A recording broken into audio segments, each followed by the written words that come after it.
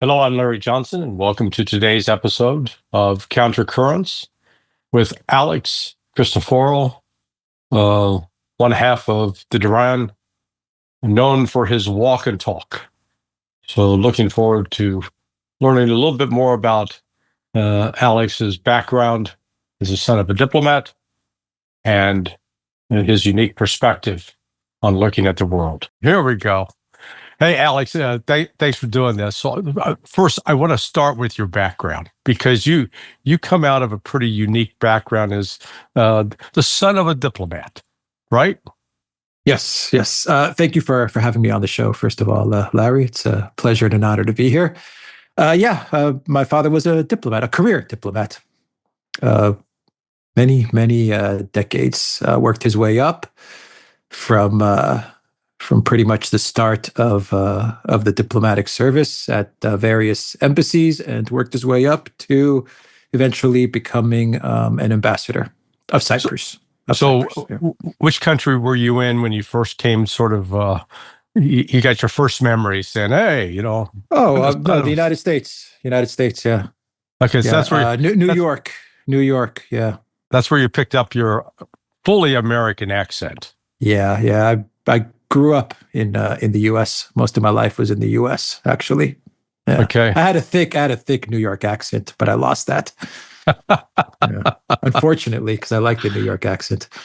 Well, you try to recapture it. I mean, that's folks that have a gift for learning the language, acquire that. And then what was your next stop? Mexico? New York. We were New York, DC, and then we made our way to Mexico City. And then it was the Soviet Union, and then it became Russia, and then Athens, and that was it. Yeah. Okay, so London, and you get to you're what, like 13 years old when you're in Mexico, starting to learn Spanish. Yeah, I was at high school. Yeah, I did my high school in Mexico City. Yeah. Okay, so you get Spanish because I got this thing that anybody can speak other languages. I just do Spanish, English, a little bit of Portuguese, but by virtue of being able to communicate in so many different languages, you really broaden your ability to reach out to people. Yeah, I agree with that. I think it broadens out your ability and also keeps your mind sharp. Learning languages really keeps your mind working, keeps your brain working, and it helps you memorize a lot better as well. Now, I don't remember how I first stumbled across you, but it was in the early days of the special military operation. I thought, this guy's pretty interesting. Yeah. How did you decide to get into the walk and talk? Because I'm just not good at anything else. I'm not. I'm not the. I don't know. I don't think I come across too well sitting down and chatting. I tried to do that on my own, and it just wasn't coming out like I thought it should. It didn't come out natural. I had a really difficult time doing a video on my own behind the desk. And then I just said, maybe I'll just take this outside. It seems like when I walk, I think a lot better out of it. That was my logic to it. And I really wanted to make it into a conversation, like just two friends going out for a walk and just talking about politics and news, which I think a lot of people do. I think it's very common to go out for walks with friends and family, and then you just end up talking about politics or news or whatever's going on in the world. And that's what I tried to recreate, and I saw that I was better at it. My mind was flowing a little better. I was better able to recall things. I was better able to express my thoughts and my analysis, and it just worked. I was just more comfortable with it. Well, but that's tough to do. I mean, we make jokes about walking and chewing gum at the same time, but Yeah. it is you've got more dynamic things to worry about by walking and talking, and how you're able to even play some of the videos that you do. It took a long time to figure out the camera the best camera, the best audio. You always have all kinds of distractions, whether it's people, cars, noise, bugs, animals, whatever. I mean, there's always all kinds of things that are flying your way. But I try to incorporate it into the video, and I mess up a lot. I mean, I mess up a lot. It's not noticeable. Yeah, I hope that the viewers forgive me, but I do mess up a lot. Because you just have so much going on, and then you're carrying the camera and you're holding it, and you got all these things on your mind, and you don't really have a screen in front of you as well, where you can just pull up an article or pull up a post and just read from it, right there in front of you. So I had to get another phone, and I'm balancing all these things, but it works. It works. I don't have any complaints. Well, at least it's a healthier approach for you. I mean, if you just sit behind the desk, you don't get your walking in. This way, at least you get your walking in every day. You get the steps.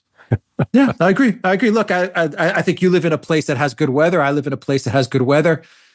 If you can get outside as much as possible, I think that's a good thing. And if you can turn that into some productive work, even better. Yeah. So with your partner, Mr. McCurris, so. Do you guys see yourself sort of as Dean Martin, Jerry Lewis, or McNeil or McNeil Lair? Okay, I don't know. I mean, they're great dual comedy teams, great dual news teams. Because I see it as a combination of both. Yeah, I don't know. It works when we do the shows together. It works. We get along very well. I think it's a good compliment. And it just works. I don't know how to explain it, but when we first started doing the show, it just felt comfortable. Yeah. Well, no, what you guys do, I think, is really important, because not only when you bring on a variety of different guests, but you also your daily coverage, your individual shows. It all works together. Yeah, we try to do as much as we can in different formats. So we have the two of us, and it's not really, it's a conversation as well. I mean, we analyze the news, but it's very much a conversation about what's going on in the world. We have the live streams where we bring on guests, like when you come on and we have an expert who understands what's going on or adds some different insight into some of the topics that we're going to discuss. And I think that works out really well, the live shows. And then we have our own channels, which, our own individual analysis and personalities kind of come through. And so right.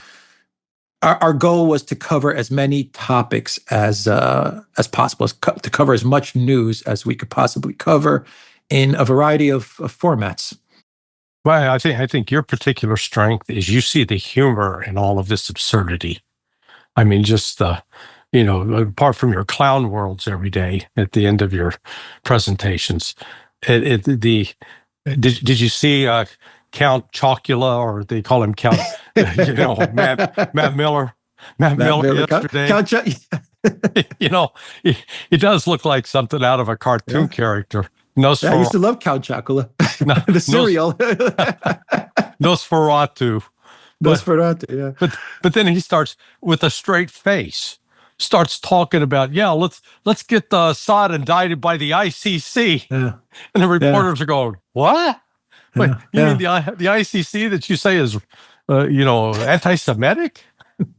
I mean, they're all a cast of characters, aren't they? I mean, we're dealing with very serious issues, horrible issues. What we do, what all of us do every day is pretty depressing, very depressing, very sad, because you're just constantly into just reading stuff that's just terrible stuff all day, 24 hours a day. That's all you read. That's all you see, the videos, the images. And so you're, every day, if you compound that, if you build it up over a few months or over a few years, you can fall into a type of depression or at the minimum a cynicism about the world. So what I've done in my own mind in order to deal with all of this on a daily basis to me, I've created kind of a cast of characters in a way.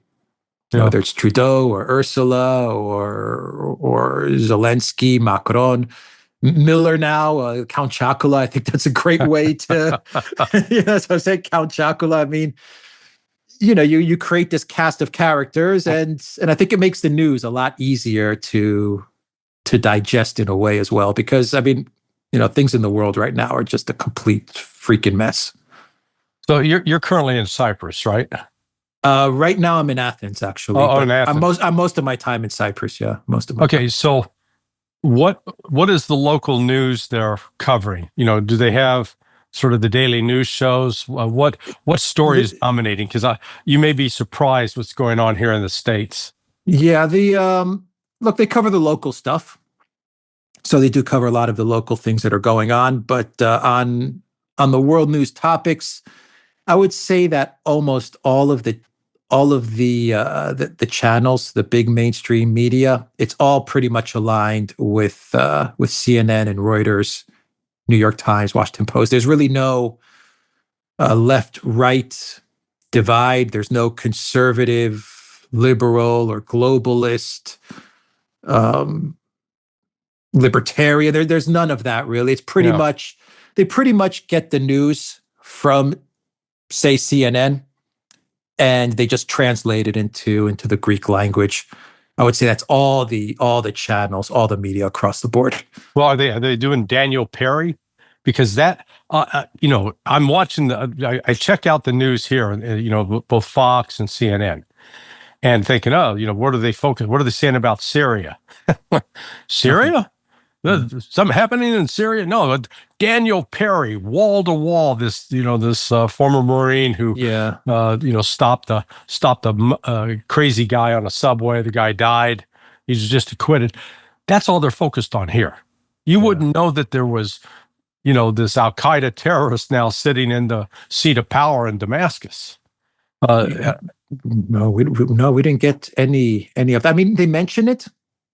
They mention it as just a topic towards, say, the end of the news broadcast, but it's not something that they focus on. We did focus. I mean, in Cyprus, there is focus on Syria. This is without a doubt, because we're so close. So it is a top story. So what do you make of the Turkey's role with respect to the downfall of Assad? Is he overreached? Has it gone beyond what he thought that, maybe he thought he could control it?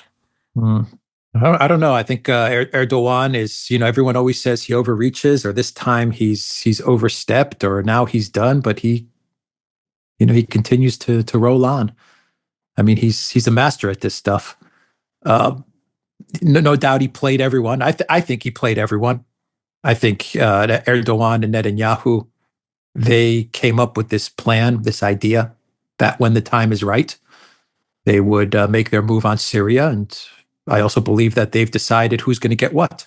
This is just I don't have any evidence of this. Mm-hmm. I'm just, taking a guess here, a hunch, which is that Erdogan and Netanyahu, they've decided how they're going to play this out and who's going to get what part of Syria. And they were going to use HTS to accomplish their goals. And I believe the whole year of Erdogan going hard against Israel, I believe that was just a show. Mm-hmm. That was just an act, and everyone fell for it.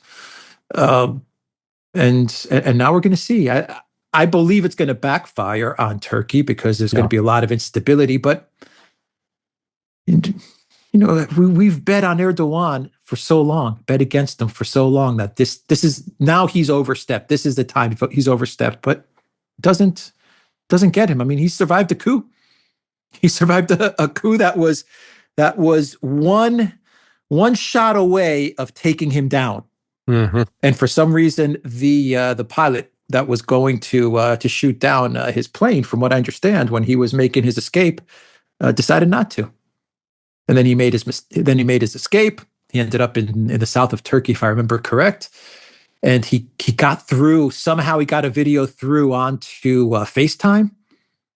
And that was it. The coup was over. People went out onto the streets, and the coup had failed. Yeah, watching this situation unfold, where you know, particularly the United States didn't go out of its way to hide its involvement in working with this terrorist group, HTS. I think a lot of people don't understand that, this thing's been going on for well over 13 years. Because if you recall what was going on in Libya back in 2011 into 2012, as Gaddafi was being taken out, the CIA created that base in Benghazi. Now, it's been wrongly called in the media at the time as a consulate, a U.S. consulate. It was not a U.S. consulate. And there was a sequence of events in September of 2012 where David Petraeus, then head of the CIA, traveled to Ankara to meet with MIT, the Turkish intelligence, and Turkish government officials, basically to say, hey, this shipment of arms that's coming out of Libya, we're shutting that down temporarily because they were nervous that some of this could have a negative spillover for Obama's reelection campaign in 2012. And so that was September 4th that Petraeus delivered that message. 1 week later, I think it was a Monday, September 10th, Chris Stevens is there in Benghazi. And he's there to meet specifically with first the Turkish representative who's overseeing Turkey's side of this covert operation to ship weapons, because that's all that CIA base was there for. It was gathering up weapons, processing them, figure out what could go forward, what couldn't. And then Stevens also had a meeting scheduled with the head of the actual shipping company, the maritime company. Well, the next day, apparently some of the folks that were getting armed by the United States weren't happy to learn they were cut off, and I think those were the ones who actually attacked. But again, this goes back 13 years ago, and now we come full circle, and it's exposed that the United States is working hand in glove with these radical Sunni Salafist extremists that they have no, I don't think they have a word for compromise in their vocabulary. Has that been your experience? I think it's shocking that you have the United States, Biden coming out and admitting that he was a part of this, working effectively with Al-Qaeda, al-Nusra, which are the very terrorist groups that have attacked the United States, is what they tell us, right? Right. I mean, from what I understand, this al-Jawlani guy was or is responsible for the murder of American soldiers, I imagine. I mean, he's fought the American military, has he not? Am I wrong about this? Yeah, no, that's correct. Chris, I draw a distinction with groups like Jawlani when they're attacking U.S. military targets. We have a word for that. It's a 3-letter word. It's war. You're wearing a uniform, you're carrying a gun, don't come crying terrorism to me. That's war. But the terrorism is when they're going after these civilians and beheading civilians and killing, that's where it really crosses the line. But still, as you rightly point out, we're arming and equipping a guy that's been attacking U.S. forces. I can't wrap my head around it. I mean, I understand why it's happening, and I understand the reasons for it. I mean, I know we all know why they're doing it, and they've been trying to get at Syria now for, like you said, for 13 years, 15 years, and they use whatever forces, whatever people groups they need to use in order to do that. But still, you would think that there's even a government. You would imagine that even a government would have a line that they would not cross. I mean, that's what you would think. No matter how much political or geopolitical gain it got them, there are certain lines that they would say, okay, HTS will overthrow Assad, but we just can't go there because of what they were doing to us, what they tried to do to us and our soldiers, our military, or whatever. I mean, but obviously there isn't. There's no line. I mean, I don't know what else to say.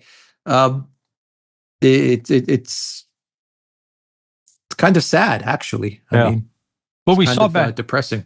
We saw it back in 2013 as well with the so-called sarin gas attacks that the Syrian government was ostensibly launching. So back then, I still had all my access to top secret. I had my top secret clearances in place, and I was actually working down at Fort Bragg in the JSOC compound at the time, and I was struck by, if you're watching the media back in 2013, there were these dramatic statements. Boy, Assad is going to be overthrown. He's on his way out. He's got 24 hours left. And what was interesting back then is the head of DIA, the Defense Intelligence Agency, was Michael Flynn. And Flynn, required the DIA analyst to tell a straight story. And it was a dramatic contrast between what was being said on the intel side and what was being portrayed on the public side. So when all of this started unfolding, I thought, we're back to that again. That on the surface, it looked like it was going to be another one of these propaganda coups without any real substance below it. But then everyone starts coming out and said, oh yeah, the soldiers were only making $7 a month and the officers were getting $40 a month. And while the HTS folks are getting $2,000 a month. And you go, wait a second. If you had that piece of information, you might have come to a different conclusion. What do you make of some of these analysts that are jumping to and saying, oh man, this is a devastating blow for Russia, a devastating blow for Iran? Iran, I don't know what's going to happen there. I mean, it's definitely more of a blow to Iran than it is to Russia. I mean, that I think is right. Obvious. But how much of a setback is this for Iran? I don't know. I think time will tell. I mean, I think this could come back, and as we're saying, this could really hurt Turkey. Maybe this comes back and hurts Israel. Israel is very, very much overstretched at the moment. There's going to be a lot of instability in the region. But I think that's a given. Iran, I mean, it hurts Iran, but I just don't think we can say to what extent just yet. Russia, I mean, they lose the bases, but I've been arguing for the past couple of days that, this is, I understand the functions that the bases serve. Okay. They're there to project power in the Mediterranean. Fighter jets can use the bases to refuel, whatever. They're there. They have a presence in the Mediterranean. I understand that. But over the last 3 years, I would say that it's not so important for Russia to be in the Mediterranean. I think the game is lost when it comes to the Mediterranean. That's pretty much a NATO-US lake at this moment. 5 years ago, I would have argued that Russia does have some sway as to what's going on in the Mediterranean with various countries. I mean, they had influence in Cyprus. They had influence in Greece. Was it more than the United States? No, but they had influence. Yeah. Say if the United States had 70% of Cyprus, influence over Cyprus and Cypriot politics, Russia had 30 or 40. I mean, there was a presence there. This was before the SMO. After the SMO, it's effectively zero. So, I mean, there's no real purpose to political or geopolitical strategic purpose to be in the Mediterranean for Russia. They're probably better off, I would say, to focus on the Black Sea, to focus on Ukraine, the Caspian, the Black Sea, to focus on Eurasia, the Caucasus, the Mediterranean. It's Turkey, Cyprus, Greece, Israel. I mean, Egypt. Okay, Egypt is it going into BRICS? You have someone there, but yeah.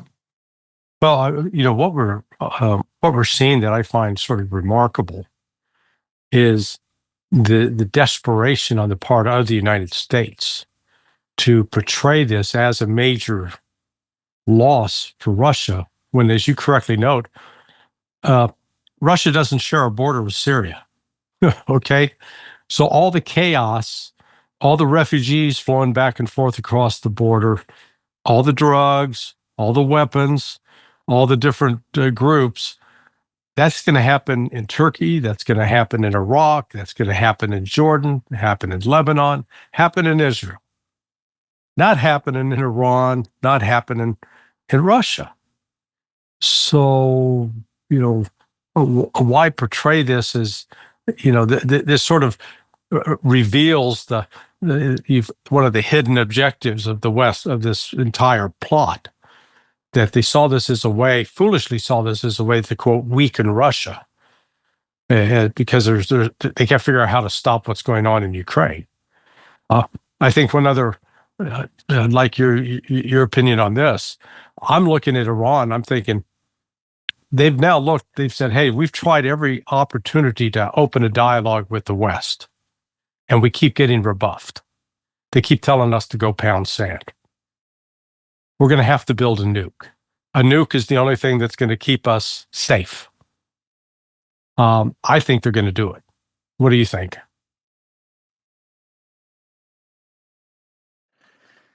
I think they're going to do it, but this means that all the countries in the region are going to start to want nukes. Yeah.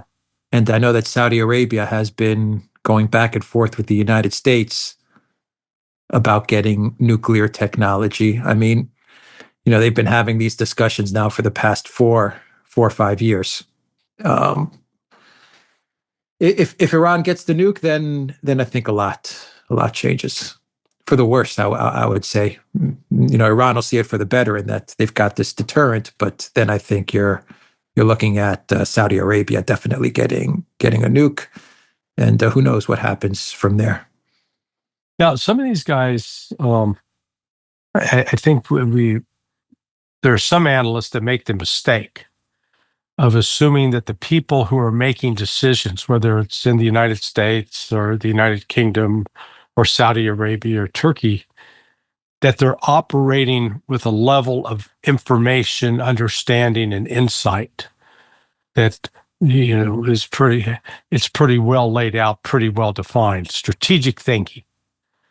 And all I can say is my experience in government, I've never seen that. What I've seen it tends to be more of the whack-a-mole strategy, reacting to situations and trying to put a fire out without even asking the question, how did the fire start in the first place? Yeah, I don't even think they care at this point. I mean, they're just it's reactionary, and I don't think they want to visit or revisit how it started. They don't care. What it is, even though many times they're the ones that started the fire, but they don't want to talk about it. Let's just react to it, and we'll move on to the next fire. And when people ask us why is something going crazy here, we don't want to talk about that, and then they'll react to the next fire. I mean, it's just a sequence of fires that they're reacting to, and they're trying to put out or kick the can down the road. Yeah. 21 years ago, I had a contracting job with my old boss from State Department, Ambassador Busby, and we were teaching what was called the Senior Crisis Management Seminar. And this was under the State Department's Anti-Terrorism Assistance Training Program. And what it would do, it would bring senior government officials, police, and intelligence, and then regular folks. It wouldn't necessarily involve military, but they'd bring them from one country. So, like from Greece, we had Cyprus, we had Turkey, Egypt, we had Pakistan, Saudi Arabia, with the countries. I did over 65 countries this way. My job was to do the brief on terrorism and the human rights brief. Don't pull out people's fingernails. That kind of, don't torture. Not a good idea. I was surprised to find the same theme. It didn't matter whether they were from the Mediterranean or West Asia or East Asia or Africa or South America. Everyone, because this is right after the United States had invaded Iraq. And people would come up and would go basically, okay, what's the real story? Why'd you guys do this? Because they assumed that the United States had some secret 3D level plan that we were following and that we had thought this through. And they couldn't accept the fact that, no, I said, dude, we don't have we're just going out there if we can overthrow Saddam and then see what happens. There's no plan. Mm-hmm. And they assumed that I was lying to them. And I found that it was universal. It didn't matter language, culture, religion. This external view of how the United States reaches decisions and makes policy was, I think, almost naively optimistic. Are you finding that? Yeah, I think it's the policy of the neocons. I mean, I would say for the past, 40 years, 40 years, it's the U.S. foreign policy is neocon foreign policy. And for me, the neocons are exactly as you describe it. They come up with a list of things they want to do, a grocery list. We want to take out Iraq. We want to take out Syria. We want to take out Libya.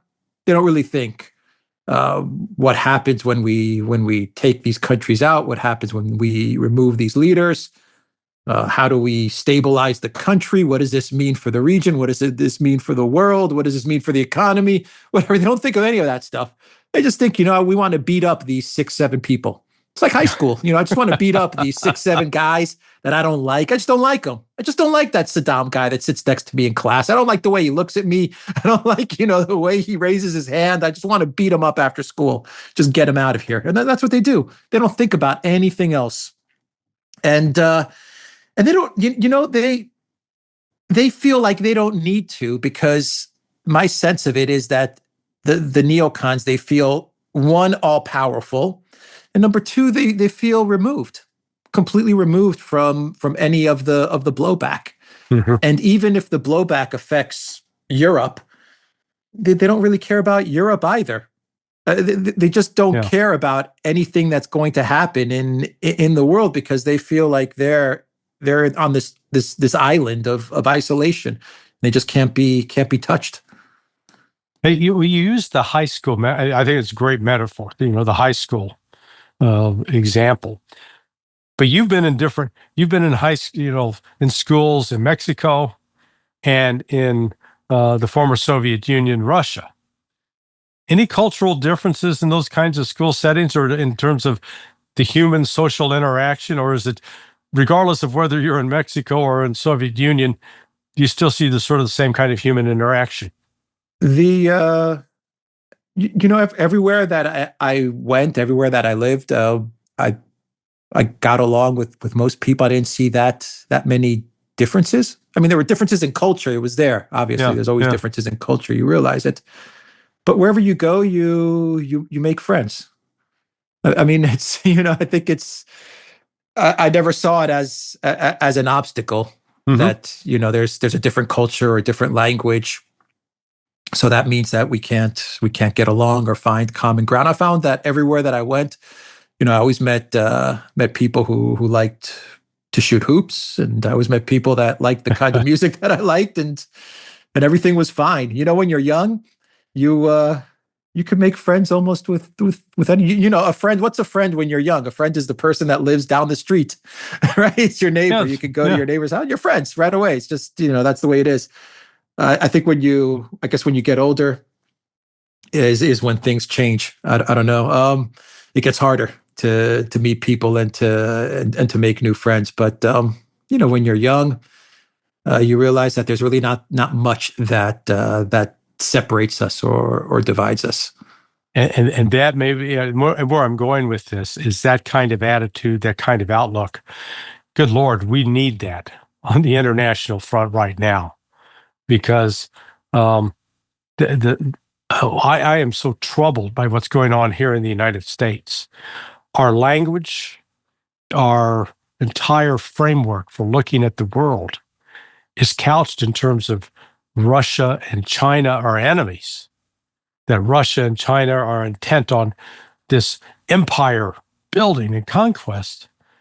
And what I try to point out, say, guys, the only country in the world that's been out actually invading other countries other than Israel is the United States. We can't even accept what we are. And we use this justification of projecting onto what Russia and China are doing to excuse our continued meddling, incessant meddling in other countries, whether it's Romania or Georgia. I mean, good God, it doesn't stop. Yeah, I'm with you on that. I'm with you on that. If people would travel to, say, Russia and just spend, a couple of weeks in Moscow, Yeah. I'm 100% confident that they would be leaving Russia with a completely different perception of what the country is like, what the people are like, politics aside, and they won't carry that kind of Russophobia, that hate that the media just drives into you year after year, decade after decade. And I understand it, actually. If you're living somewhere, if you're living in the US and the only thing you're exposed to is how evil Putin is and how bad Russia is, and that's all you hear for the last 30, 40 years, doesn't matter if it's Democrats, doesn't matter if it's Republicans, doesn't matter if it's Fox News or CNN, then yeah, it's going to shape your view of things. Absolutely. But there is no other remedy to that other than to travel and see it on your own. I mean, whenever I hear about countries, what it's like in this country or that country, and I talk to friends and they say, "Oh, this place is great," or "This place sucks," or whatever people say about countries, and I haven't been there, my attitude is always, unless I go and see it, I can't have an opinion on it. I don't know. I don't know what it's like. I don't know what its people are like unless I actually go and see the place firsthand. But I'm confident, without a doubt, that if they were to travel, if a lot of people would travel to Russia and see what it's like, they would be leaving there with a much different view of Russia. Oh yeah, no, absolutely. I mean, I've been 3 times in the last year. Yeah. First was last December, and then in February, both of those in Moscow, and then the St. Petersburg International Economic Forum in June. It's stunning. It's absolutely stunning. In fact, people, because the reaction with my friends, neighbors here was go, "Oh, it's, you're going in, like I was going into the Gulag Archipelago," and I said, I saw in between those 2 trips to Moscow, I saw maybe a total of 2 policemen on the street. Where I was in Bogota, Colombia, back in 2000, 2001, where you had a cop, soldiers, an armored vehicle on almost every corner. So I've been in some what I call hair-raising situations. Moscow, St. Petersburg, not hair-raising at all. It was so wonderfully normal and calm, and that's why you say, what can we do to try to convey that to people? Yeah, just normal. I agree. The word that I would use is normal. Yeah. It's normal. It's got everything that people have in the U.S. It's got all the restaurants, the coffee shop, whatever. It's a very normal life in Moscow. I mean, it's hard to. How do you convey something like that? That's the thing. How do you convey something like that? And isn't it so much more comforting if you're in the United States? Isn't it more comforting to say that Putin is an evil dictator and this country is bad and this country is a gas station masquerading as a country? Right. It's a lot easier to say that than to admit that, hey, maybe this country is actually doing some things right, or maybe they're doing some things better than we're doing. What can we take away from what's going on there? What can we learn? Well, it's effective propaganda on the U.S. side because they've convinced everybody that Putin's a murderer.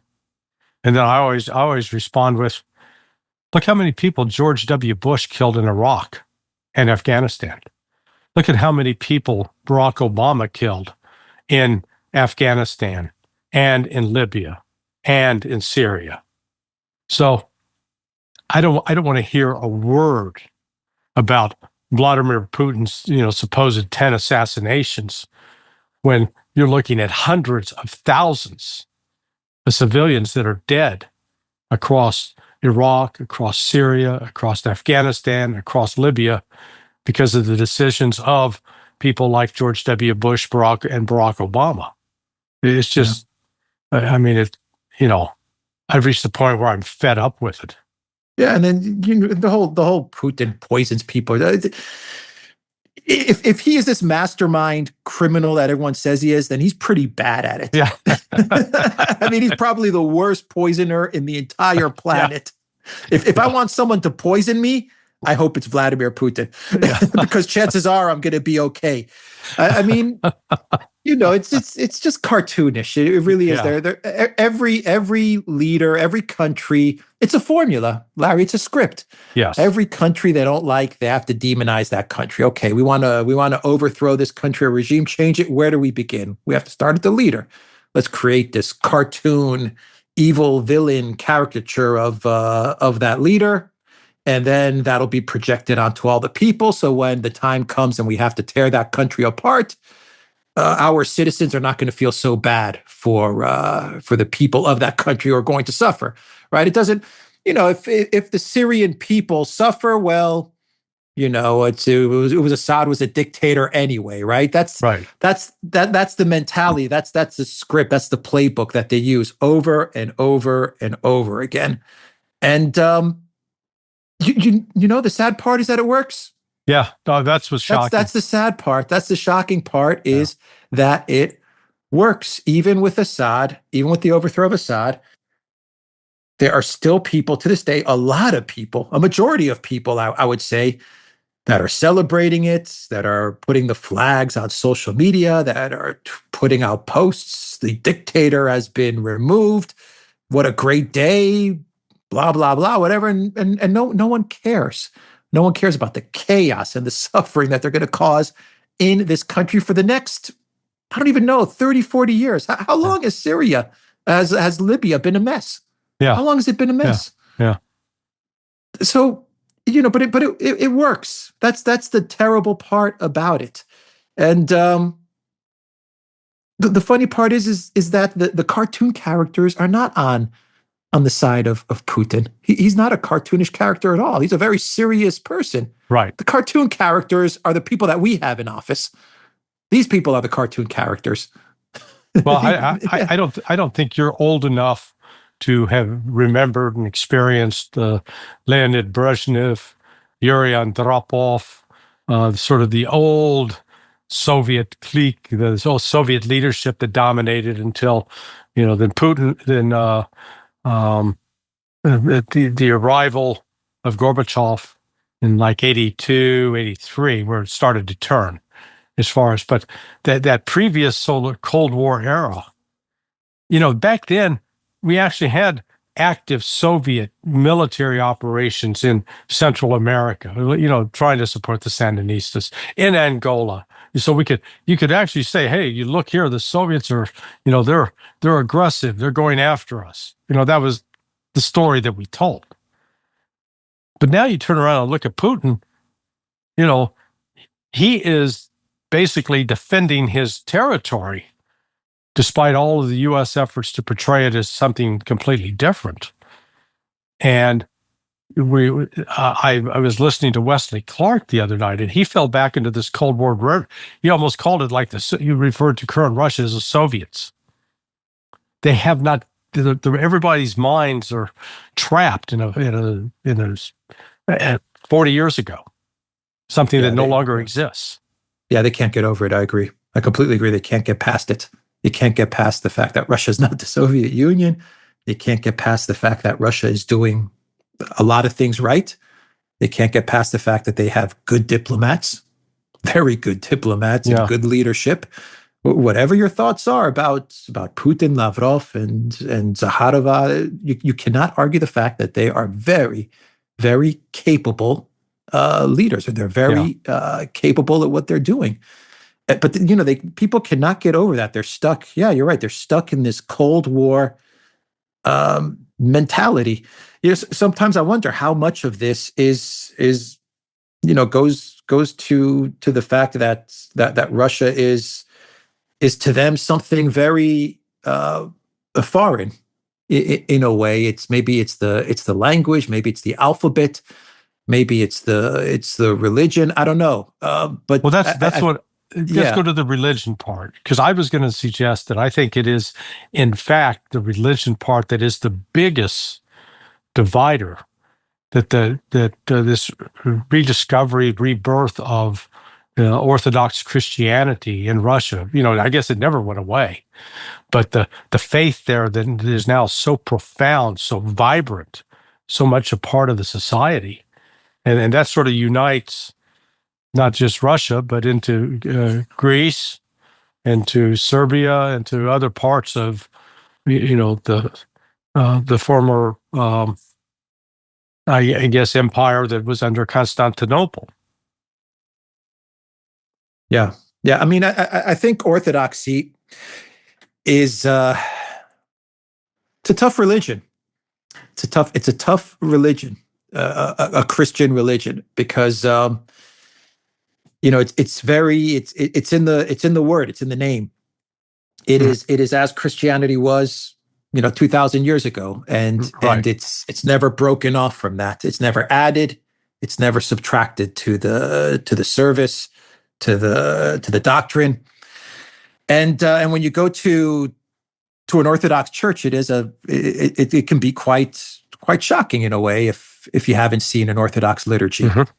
The smells, the sounds, the hymns, the songs, everything about it, even the icons and so much imagery in the church. So maybe there's something there where to them this is a type of Christianity that they just feel they can't understand, they can't grasp. But on the flip side, it is, from what I understand, a very fast growing branch of Christianity in the United States. Yeah. I got to. I went to a couple of services in Moscow, and both moving and revealing, because you got to be a hard, tough person to go to those services, because you're standing. You're standing. Yeah. You're not sitting. You don't get to sleep in the pew. You're standing. Okay. Yeah. You have to be present. I mean, that's the thing about it. You have to be very, very and all your senses. Yeah. Have to be present when you're going to the service.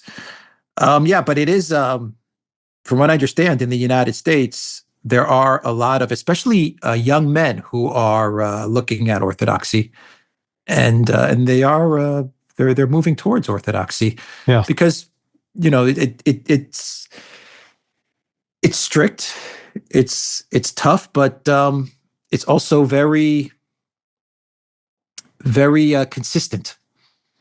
Well, one thing that I've really been struck by, and I haven't been able to come up with a pithy explanation, but Russia, by virtue of its Orthodox tradition, nonetheless finds a way to coexist with Islam in a very healthy way. Something that is not common here in the United States. In the United States, basically, if the evangelical Christians view the Muslims as idolaters, and vice, it's the same. The Muslims view the Christians that way. I didn't find that kind of animus in Russia between the Islamic communities and the Orthodox communities. Why is that? That's a good question. I don't know who I was talking to. I think I may have been talking to an Orthodox priest. This was about like 6 months ago. I had a conversation with a priest, and he was telling me that, I don't know I forgot how he phrased it, that when it comes to Islam, Orthodoxy is very similar to Islam in just about all of the aspects of it, except for the actual like foundational belief. But everything else is pretty much the mindset, the mentality, the repetition of prayer, everything like that. It's pretty similar, and there's an understanding, he was telling me, between Orthodox and Islam, except for the very foundation of it all. But I forgot how he was I wish I remember how he was telling me, but it made sense. I don't know. Maybe there's something there. Maybe there is something there when it comes to orthodoxy and Islam. Maybe there is a lot of commonality in the actual the mindset of the religion. I don't know. I haven't been able to quite figure it out either. Yeah. But Russia, Russia has pulled it off. I think in that people in Russia, they live very much. They can coexist very much without any type of religious animosity or problems or anything like that. At least from what I've seen. I could be wrong, but at least from my view of things, everything seems pretty normal. I guess you go back to that word. It's just pretty normal. Well, I think what Russia offers is a vision for the future of the West. And what I mean by that is when you look at where Russia was in the 1990s, and it was literally a shithole country, from a friend of mine who was living there at the time, nothing worked. And it appeared hopeless. And yet, in the ensuing 24 years, once Putin comes into office and the transformation of Russia into this society with levels of freedom and expression that we don't have here in the United States now, which I never thought would be the case, and the rebirth of let's call it the rebirth of morality, and the support for the families and these traditional values. It sort of holds out hope that something that the West could itself experience potentially, that we're not trapped in this world of wokeness that dominates us right now. And I think that's actually one of the reasons the West hates Russia as well, because it stands as a living example of what the West isn't. Yeah, I would say there's a lot of truth to that, or what the West was at one point in time. That I would say there's no question the West has strayed way off course with the whole woke agenda. But that was planned as well. I don't think that was by chance or by coincidence. But the recent vote in the United States definitely, to me, shows that there is a large part of the U.S. population which has just had enough of this. I mean, it was tried, it failed, it didn't work out, it's not working out, and societies across the collective West are collapsing. Economies are collapsing, and demographics are collapsing. And so, you have to make a change. You have to change course. At least the U.S. is trying, or at least there's a part of the U.S. that appears to be trying to change course and to try and save what's left. Because the 4 years of Biden, it did a lot of damage to the United States, a lot of damage to the world. Europe, I don't know if parts of Europe can make it through. I really don't. I really don't think so. I think Europe's too far gone. Well, and that brings us to we'll wrap up with Ukraine. There's no path to victory. And in fact, I argue there was never a path to victory. Now the question is, how bad will the final car wreck be? Will Zelensky get out alive? Or who knows? Who knows, man? Yeah. I think my opinion is that whatever happens, Zelensky as a person, he's probably going to be on, I don't want to say on the run, watching over his shoulder, probably for the rest of his life, I would imagine. I would say not even from Russia. I would be worried about the Banderites. I would be worried about the three-letter agencies. Yeah, who knows? Yeah. I mean, I don't know how he's going to live out the rest of his life. That's his problem, his issue. I don't, who knows? But he's not going to stay in power. That's for sure. He can't be president anymore if there's going to be any kind of solution, whether it's a negotiated solution or a military solution. His time is coming to an end. Trump's going to, I mean, the way I see it is with each passing day, I think it's becoming very clear that Trump is going to wind down the conflict for the United States. I think that's becoming very clear. You look at just the recent interaction with Orban. Well, you look at the trip to France, 35 minutes. Larry, 35, what are you going to say in 35 minutes? Yeah. We know what Trump said. I want the war to end. Period. That's what he said. And then there was probably a lot of whining and probably a lot of, heavy breathing, but that's what you get in 35 minutes. Yeah. So now we know that Reuters has confirmed that Trump went there and he said, look, I don't care. I just want the war to end. So we know that's what happened there. Orban travels to Mar-a-Lago. Obviously, Orban is going to see Trump because Orban's the guy to advise him and to work with in order to wind down the conflict in Ukraine, or at least to try and find a solution to Ukraine. I think that's a smart thing for the Trump administration to do, which is to rely on Orban. He's there. He's in Europe. Ukraine's neighboring Hungary. He understands what's going on in the EU. He understands what's going on in Ukraine. And I was in Budapest for a week. I met with a lot of government officials of the Orban administration. They have a clear understanding what's happening, and they have a clear understanding that Ukraine is lost. I mean, they flat out said it. Every official that we met with said the same thing. Ukraine is not winning. They said, we've had 4 wars with Russia. They said, you don't beat Russia, you're not going to win. Yeah. So they understand all the sides. And Orban has traveled. He met with Putin. He met with Xi Jinping. He met with Trump. He's part of NATO. So I think that's the right strategy. Work with Orban. And I believe they're going to get a sit down with Putin, or they're going to get to some sort of a dialogue with Putin, which is a good thing. That's all you need. You don't need Europe. You don't need Ursula. You don't need Zelensky. Trump and Putin and if Orban is there, great. But that's what you need. Will the deal be acceptable to Russia? Who knows? Maybe yes, maybe no. But either way, I think after the deal is presented and after they talk, I believe Trump's going to say, I did what I could do. We're out of this thing. And the money's just going to start to taper off. Yeah. Just month after month, it'll taper off. Europe can't hold up Ukraine. That's obvious.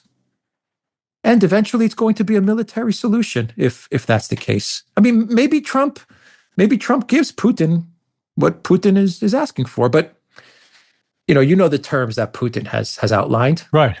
There's no way Ukraine or Europe is going to go for those terms. Well, in fact, I don't think. I think one of the mistakes the Trump side's been making, and the U.S. side is making across the board, is the assumption that somehow Russia is weak, Russia is suffering, and Russia is desperate for a deal. None of that's true. Russia's winning. Russia is not about to be pressured into any kind of deal other than one that meets its terms. Yeah. And the broader, they're not looking for some sort of temporary deal. Anything that says, oh, yeah, well, we won't invite Ukraine to NATO for 10 years. Trust us. Russia's not going to trust that. They want a full reworking, if you will, of the security infrastructure and arrangements for all of Europe and for Russia. Tell us exactly where your damn border stops. And that we know, because you once told us that it was going to stop at Germany and that NATO wasn't going any further to the east, and you lied. So we're not going to trust you anymore on that. We're going to have something very kind. I think Russia's going to negotiate from a very hard-nosed and correct position, because they're not the ones that lied. It's the West that's lied. Yeah, Russia has all the leverage. I mean, they have all the leverage outside of the sanctions, relieving the sanctions. I can't think of anything that the West, that the U.S. holds over Russia, and the sanctions have been neutralized as well. But say, okay, I think it's logical, it's rational to say Russia would like sanctions relief, even though the sanctions aren't affecting them anymore. It is something that Russia would welcome. Right. Fine, we welcome the symbolic relief, the symbolic nature. Yeah. I mean, it's so okay. That makes sense. But outside of that, I don't think there's anything that the U.S. can really put on the table to hold up against the cards that Russia has. So, I think either Trump's going to have to give Putin what he's asking for. Okay, he's going to offer a deal that Putin's going to reject, and he's going to then walk away from Project Ukraine. And then we're going to head to a military solution. I mean, the other option is what? That Trump gets upset with Putin and then does what? Does the U.S. have the capability to double and triple down on Ukraine? Not really. Yeah, no. That's the defense industry is on its back. So it's not like they can crank out more Patriots and more ATACMS and more, none of that. It's we've exhausted our military industrial capability. And that's the thing the average American just doesn't appreciate or understand. What are we going to go to World War III? I think if Trump were to say, I'm going to escalate with Russia, I'm going to send, I'm going to bring Ukraine into NATO, and I'm going to go to war with Russia. I mean, I think the American voter would be horrified, would be so upset with Trump that it would be the end of his right. His term as president, and I think that's the last thing he wants. I think Trump, my sense of Trump, whatever you may think of Trump, my sense is that he wants to focus on the United States. Mm-hmm. He doesn't want to focus on all this stuff, and I've never seen him as a fan of Ukraine or Europe. He's never been hot on Europe and Ukraine and all that stuff. That was from his first term. He never liked the Europeans. I mean, that was obvious, and they never liked him. And they still don't like him. So I think he just wants out of all this stuff. Yeah, no, I'd agree with you.